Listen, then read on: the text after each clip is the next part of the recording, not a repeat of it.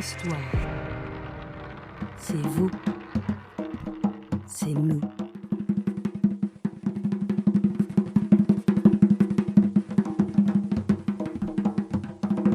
Je suis venu ici par invitation de Laure et je suis venu découvrir la littérature caribéenne à travers cet événement.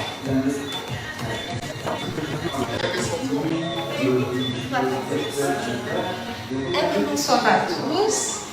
Moi c'est Mélissa, je m'entends dans la caméra. Bonsoir ceux qui sont sur Facebook en direct.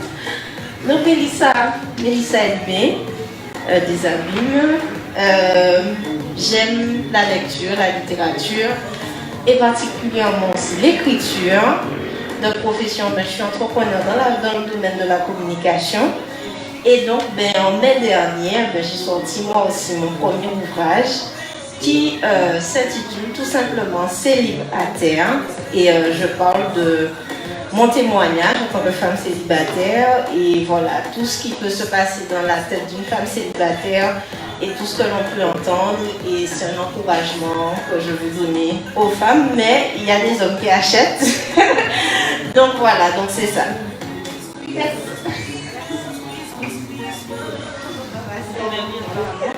Oui, bonsoir. Écoutez, Cindy Amour.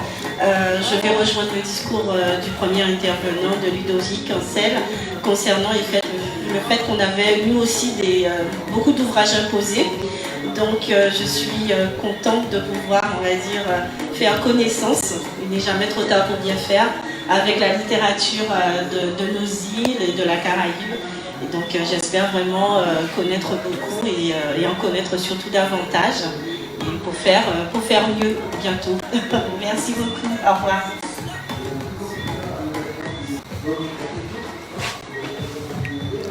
Bonsoir à tout le monde. Alors je me présente, je suis Audrey Eulalie, je suis ravie d'être avec vous ce soir, en compagnie de ma fille qui a dit qu'elle ne parle pas, donc je parle pour elle, je dis bonsoir pour elle. Donc je suis moi aussi professeure, je suis professeure d'anglais et de français. Et c'est une collègue qui m'a fait parvenir l'invitation, l'affiche pour ce soir, et ça m'a tout de suite plu parce que moi aussi je suis une jeune écrivaine, je dirais. Donc j'ai deux ouvrages à mon actif, un premier qui s'intitule Je suis obèse et je m'aime, et un deuxième qui est le premier tome d'une tétralogie qui s'appelle Le Pacte des Sagittaires. Je me suis également lancée dans la poésie et j'ai envoyé un recueil de poèmes aux éditions Meg Marron. Et j'attends une réponse. Et j'attends donc une réponse. Mais bon. Donc voilà. Et justement, donc, ce soir, si j'ai l'occasion, je vais faire la lecture de deux poèmes que j'ai écrits. Un pour ma fille et un à destination des femmes. Voilà.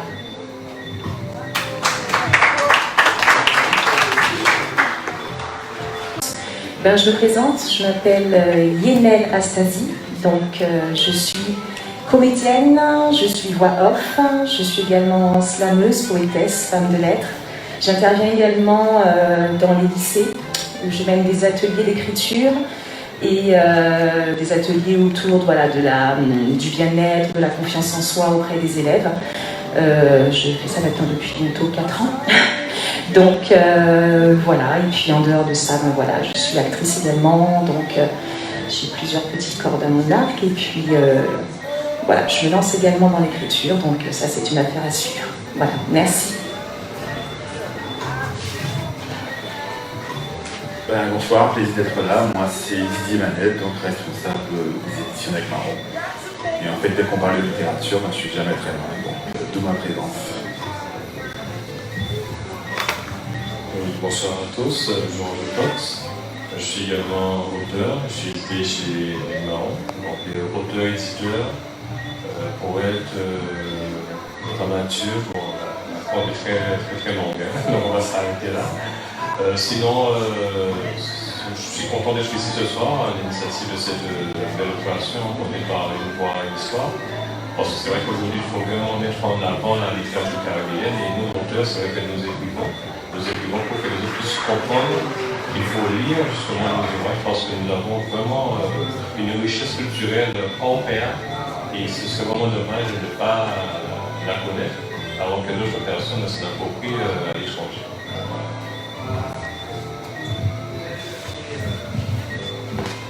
Bonjour à tous. Je suis Didier Destouches. Donc de profession, je suis universitaire. Il m'arrive de temps en temps d'analyser un peu la politique, donc de passer dans les médias.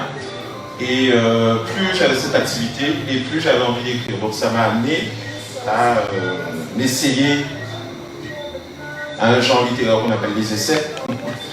Et l'essai plutôt. Et donc je suis jusqu'à présent plutôt auteur d'essais politiques. Certains sur la Guadeloupe, d'autres sur la France hexagonale. J'ai aussi écrit dans des journaux. Et puis récemment, j'ai découvert, enfin je ne vais pas dire que j'ai découvert la poésie, mais je pense qu'elle m'est tombée dessus en fait. En tant que lecteur et en tant aussi qu'auteur. C'est comment dirais-je, une forme d'expression nouvelle pour moi. Et c'est cette forme d'expression nouvelle, cette pratique en tout cas, qui m'a amené à apprécier beaucoup plus la littérature caribéenne et en particulier guadeloupéenne, et en particulier la poésie guadeloupéenne. Et donc ce soir, je suis ravi d'être ici parce que je rencontre pour la première fois pas mal d'amis Facebook, des auteurs Facebook qui jusqu'ici étaient des visages numériques, ou des personnes dont j'ai feuilleté les ouvrages avec plaisir, comme Madame, l'ouvrage Sagittaire. Et j'ai trouvé que, en fait, je partage la conviction de notre ami Didier Manette qui est ici présent, qui fait beaucoup, je dirais même énormément pour qu'il y ait une reconnaissance de la littérature guadeloupéenne déjà chez nous, un combat qu'il partage aussi avec Steve Gâté d'ailleurs. Et c'est vrai que, je l'avoue, il y a 2 ans à peu près, je ne pensais pas qu'il y avait autant d'auteurs de talent chez nous, de poètes, d'écrivains. Et j'avoue que je suis réjoui chaque jour parce que je vois qu'il y a de plus en plus cet engouement pour l'écriture, cet engouement pour la lecture, ces créations d'entreprises notamment avec la maîtresse de cérémonie qui m'a invité ce soir et avec ce projet qui est magnifique, une nouvelle histoire et qui est vraiment symbolique en fait de la modernité que nous vivons en matière de littérature puisque tout devient de plus en plus numérique et que c'est comme ça qu'on garde des traces de nos talents. Donc je suis, voilà, pour toutes ces raisons qui sont nombreuses, ravi d'être ici et puis d'échanger surtout avec vous parce que c'est surtout ça, écrire, lire, c'est avant toute chose échanger et partager. Voilà. Merci d'être venu. D'autres personnes vont nous rejoindre. Je reçois les messages au fur et à mesure, effectivement. Certaines personnes ont pris du retard, donc elles ne vont pas tarder à nous rejoindre. Alors c'est vrai qu'il est important en tout cas que lecteurs et écrivains puissent être ensemble sur les différentes manifestations, en tout cas qu'Une Voix, une Histoire mettra en place. Tout simplement parce que c'est une machine qui fonctionne avec ces 2 parties. Même si souvent on entend que l'écrivain, l'auteur va écrire pour soi, il y a cette notion de partage qui est importante et le lecteur a toute sa place en tout cas dans cette distribution, dans ce partage et puis parce que finalement c'est le lecteur en tout cas qui nous donnera des premiers retours sur ce qu'on aime ou ce qu'on n'aime pas ou ce qu'on aimerait qu'il puisse changer. Donc la littérature caribéenne, oui. Alors, je le dis souvent, je ne parle pas de littérature antillaise. Nous sommes à 8000 km de la France, nous sommes sur un territoire caribéen. Donc, je parle beaucoup plus de littérature caribéenne. C'est vrai que les éditions Les Marrons, avec Didier Manette, ont fait un sacré travail depuis quelques temps. Les éditions Jazor aussi. Les éditions en France hexagonale n'ont pas été frileuses, en tout cas, quand je leur ai proposé le projet.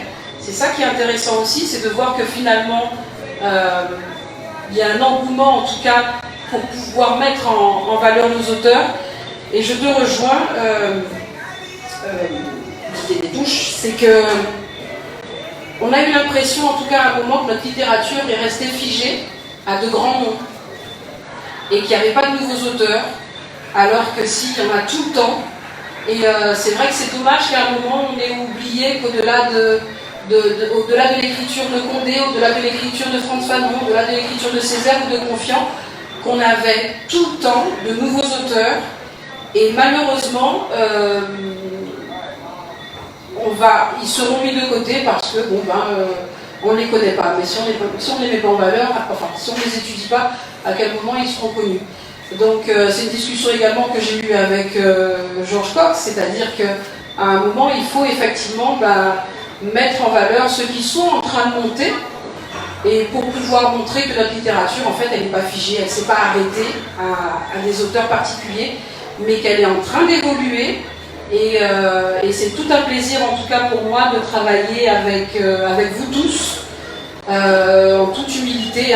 Une voix, une histoire, c'est surtout votre travail, avant le mien, qui est véritablement mis en avant, parce que vous le méritez, et je le redirai souvent, c'est que c'est vous l'excellence, et qu'à un moment il fallait une véritable reconnaissance en tout cas, donc tant mieux si j'y contribue, mais vous êtes les premiers acteurs de cette excellence.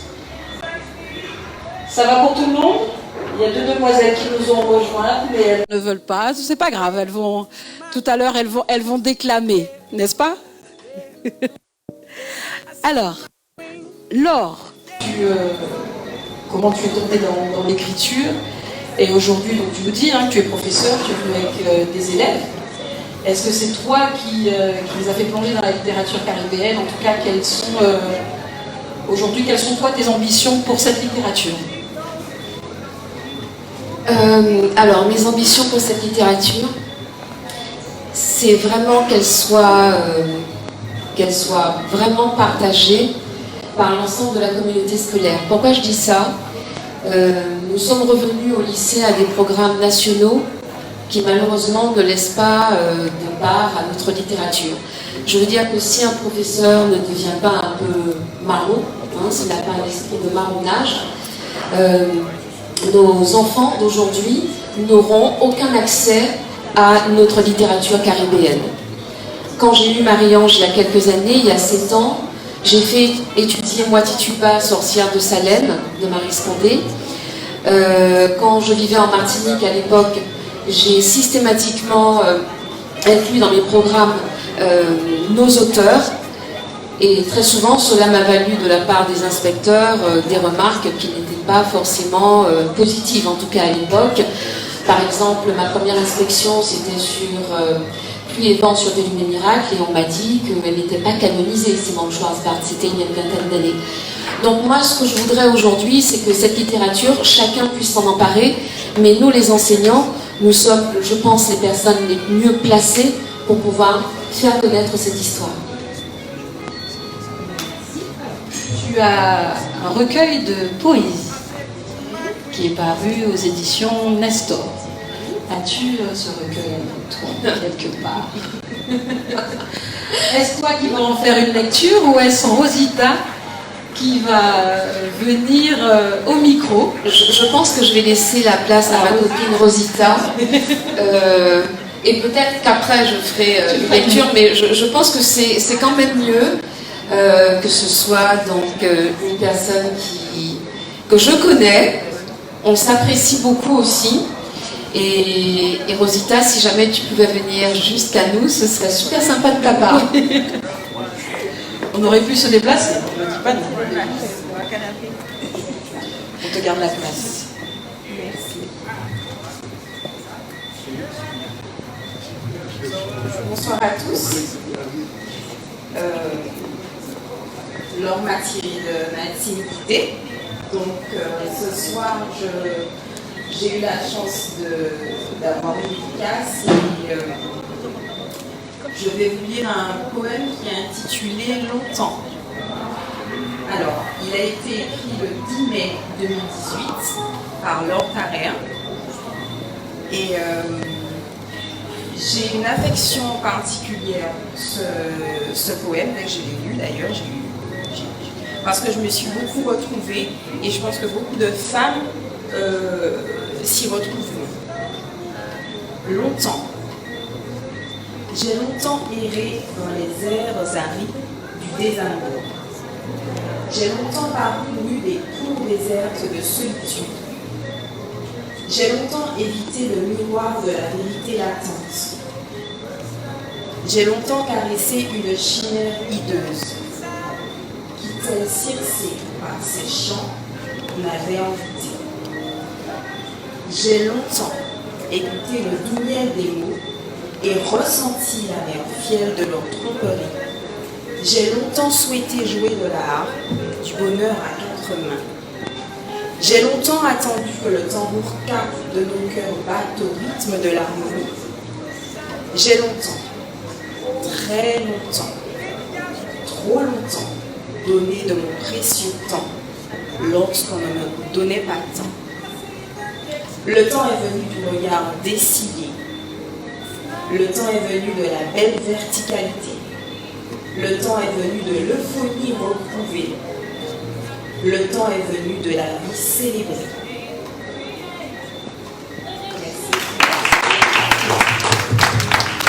Merci beaucoup. Merci, merci. Pour ce que je me retrouve. Oui. Alors, justement, tu es arrivé tout à l'heure. Oui, j'arrive. Laissez-moi arriver pour l'écran. Donc, alors, justement, quel est toi ton rapport à la lecture et par rapport aux auteurs caribéens et à la littérature caribéenne? Alors, je suis professeure de lettres. Par rapport à la littérature, remonte à mon enfance, mère et professeur. La littérature caribéenne, je l'ai découverte avec Gisèle Kennedy, notamment par l'ouvrage Papillon dans la cité. Et depuis, je me suis intéressée à ses autres œuvres. Et puis de fil en aiguille, comme ça, Gouverneur de la Rosée, Ernest Pépin, bien sûr, et puis d'autres qui ne sont pas, dans le sens, qui ne sont pas de la littérature, qui n'appartiennent pas à la littérature caribéenne, mais en tout cas, je ne sais pas si je peux m'exprimer encore ici, mais en tout cas de la littérature que je qualifierais de noire. Comme par exemple Chimamanda Ngozi avec Americana. Voilà. Je pense que plus loin que la littérature, il y a vraiment une littérature noire qui nous ressemble. D'accord, très bien, merci. Merci pour ce témoignage. À ta place. Alors il m'a dit de ne pas le faire, mais je vais le faire quand même. Didier, Manette. Il est où? Il se cache. Bonsoir, bonsoir. Installez-vous, ceux qui arrivent, hein, n'hésitez pas. Il y a de la place. Alors, je tiens à dire que Didier, lorsque je suis de la manifestation municipale, donne mon nom pour me faire parler. Tout ce que je n'aime pas. Oui, je suis quelqu'un de timide. Ça ne se voit pas, mais là, par exemple, je ne suis pas à l'aise. Didier, bonsoir. Bonsoir. Dis-le tout. Non, à toi, je n'aurais même pas de questions parce que tu es dedans, tu es plongé dedans depuis plus de 10 ans. Depuis l'édition avec Marron, ça remonte, donc ça fait 11 ans qu'on existe.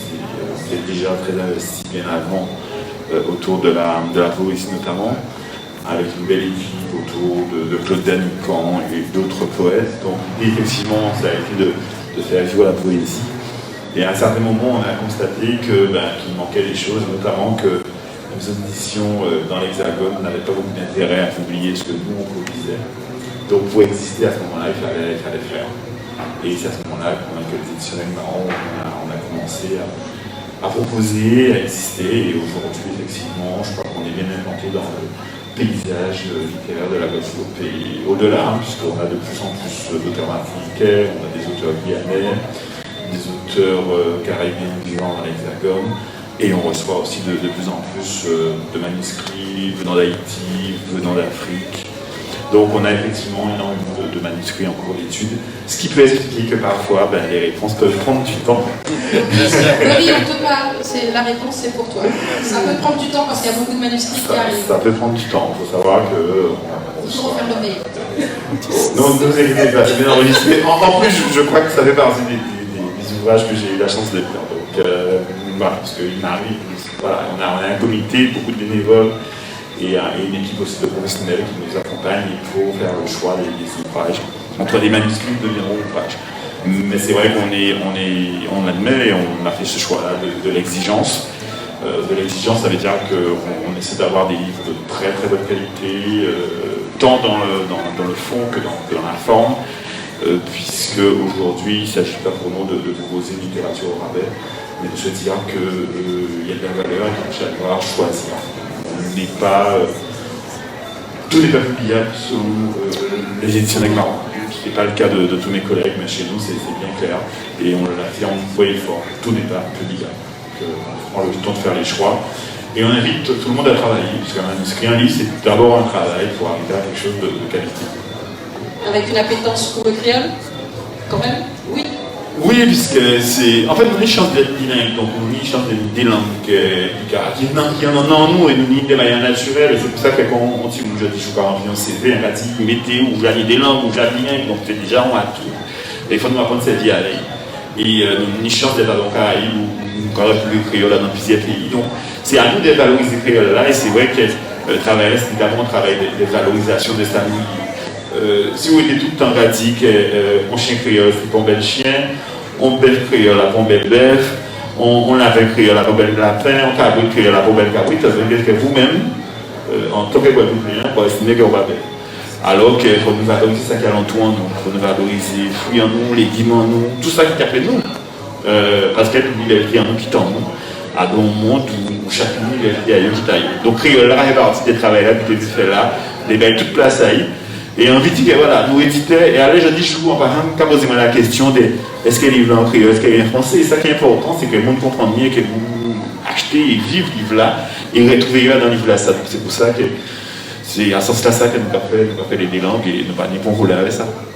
Et tu as eu une actualité très chargée ces derniers temps, notamment pour les enfants. Alors c'est vrai que je vais orienter mes questions et ma réflexion à l'attention des enfants, puisqu'on a vu avec Laure et avec Rosita qu'effectivement on sent bien qu'au niveau des écoles, peut-être plus dans le secondaire qu'au primaire, il y a de vraies difficultés à faire rentrer notre littérature.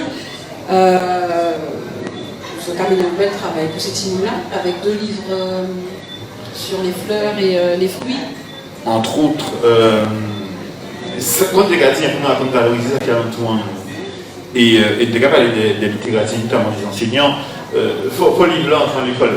Et souvent, il faut encore prendre phrase Papa Yaya. Et Papa Yaya, des gâteaux que quand on enseignant, forcément, il faut chercheur. C'est-à-dire qu'il faut chercher une solution. C'est une accompagné, c'est une a évolué. C'est devoir avec vous-même apprendre des autologies professionnelles. Et ça, en ce sens-là, ça nous a dit que je dis, on dit, pourquoi nous faire compter fraises alors qu'à côté à Kazaïni, on plie mango et fait compter mango. Et c'est dans cette démarche-là que nous avons invité, que les enseignants voilà, puissent pousser. On a la chance d'avoir des outils qui existent, on a la chance d'avoir des choses qui existent. Donc c'est à nous de valoriser, d'avoir ce geste pour rendre normale cette littérature et la présence de cette littérature.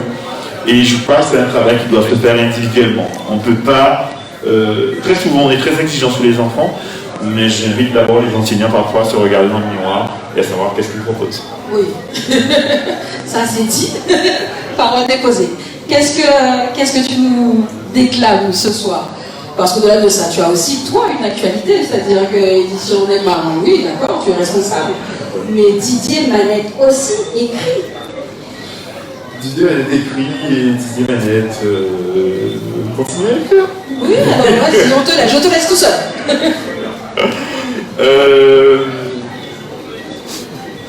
Bon, moi, ça me travaille, c'était vraiment prévu ça. Mais bon. Tout le monde sait, mon pas des gens, mon pas des cas de monde, c'est un monde. Et il y a des gens qui ont pensé qu'il y a un monde qui est. 10 janvier. C'était Dieu, mais ça aurait pu être les autres. La terre a tremblé et Haïti est tombé. Et quand la terre tremble, partout, les secousses peuvent se faire ressentir. À d'avoir, à la terre, tout le monde sait monde, pas des gens, en monde, c'est un monde. Et qui s'appelle Haïti, qui s'appelle ici, qui s'appelle Miami, qui s'appelle Paris, ton étudier son monde qui tombait. Et pour dire, je dis, joue, nous des mondes qui a pensé qu'il y a plus de monde qui moi. Nous des gens qui a pensé qu'il y a plus de monde qui pas dans Chine, il y a plus de monde qui t'a. Mais ton identité quand ou c'est un monde. Nous des gens qui a pensé qu'il y a plus de monde qui pas d'avoir une plus gros pratique qui ou mais ton identité c'est un monde. Et quand la vie faut un papier ou qu'à pleurer contre tout le monde. À la voix, on est la terre, parmi des millions, parmi 40 des mondes, dans le monde, c'est un monde. Et on plus grand qui est toujours besoin de petit. Et on plus petit qui est toujours besoin de plus grand. À la voix. Qui vous fait ici, qui vous fait le bord, qui vous blanc, qui vous nègre, qui vous indien, tout le monde dit car c'est un monde. Et la terre, parmi des millions, parmi 40 des mondes, au monde, c'est un monde. Et il y a des mondes qui ont pensé qu'il y a eu plus de monde qui montent. Mais la vie, c'est misi en misi, c'est petit à petit. On va penser qu'on va avancer, mais en tout cas, c'est là, ça a toujours besoin d'autres. D'abord, c'est une à l'autre, puis l'autre à une. Et dans la vie, c'est comme ça. Chaque monde qui a planté sa réunion à porter, puis l'autre côté, sa réunion à récolter. Mais pas oublier, nous sommes. Et si on coupe, qu'est-ce qui est pareil? Si à passe, pas d'avoir, tout le monde c'est bon. Pas des millions, pas des quarts de monde. Mon monde c'est on. Si. Donc oui, ce n'était pas prévu, comme quand tu me dis de venir me présenter au micro. Ce n'est jamais prévu. En tout cas, je te félicite, en tout cas, je te félicite de cette belle rencontre, mais je félicite l'équipe aussi. Si jamais c'est un jeu de faire de la littérature, encore plus compliqué à le dire, mais on a su rassembler les fonds et je pense que ça va être une initiative qu'on arrivera à rendre la chose simplement naturelle. On va la pérenniser, on va voir comment on travaille ensemble pour justement faire en sorte que la littérature puisse vivre tous les mois. Comme j'aime à dire, je suis fatiguée de mouvement. On s'en est quand même rigolé. Merci en tout cas. Merci à toi. Plaisir. Une voix, une histoire. C'est vous. C'est nous.